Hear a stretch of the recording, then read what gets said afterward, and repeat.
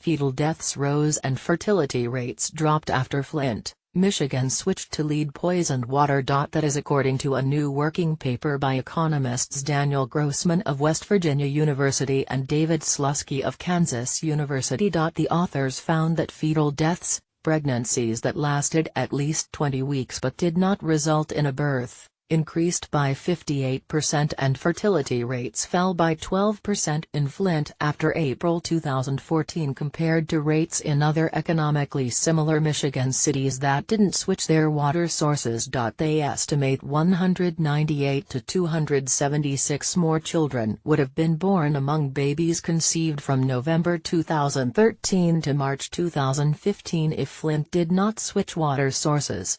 Failure to provide safe drinking water has large health implications, Grossman and Slutsky wrote in the conclusion. Comparing Flint to other economically similar cities in Michigan provided a natural control group, they said. And since it wasn't known that the new water supply had higher lead content, they argue the decrease in the general fertility rate was more likely to be reflection of fetal deaths and miscarriages than a change in sexual behavior. The authors also listed several limitations their study had. Since lead builds up in the body over time, their focus on neonatal health might underestimate lead's overall effects on human health and development. Further, other contaminants in the water could have also affected the results. Despite these limitations, the culling of births in Flint provides robust evidence of the effect of lead on the health of not just infants, but on the health of potential newborns in utero. Back in April 2014, in an effort to save money, Flint's emergency manager switched the city's water source from Lake Huron to the Flint River.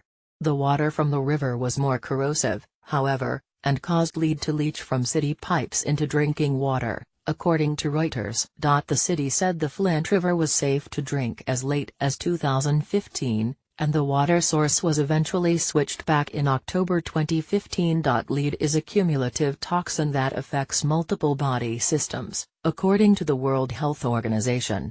It is associated with an increased risk of high blood pressure and kidney damage. Young children who are exposed to lead can suffer issues related to brain and nervous system development. There's no known level of lead exposure that's considered safe, according to the WHO.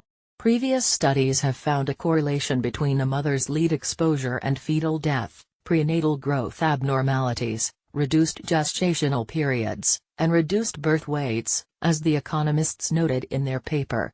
According to the Centers for Disease Control and Prevention, CDC, lead can cross the placental barrier, which means pregnant women who are exposed to lead also expose their unborn child.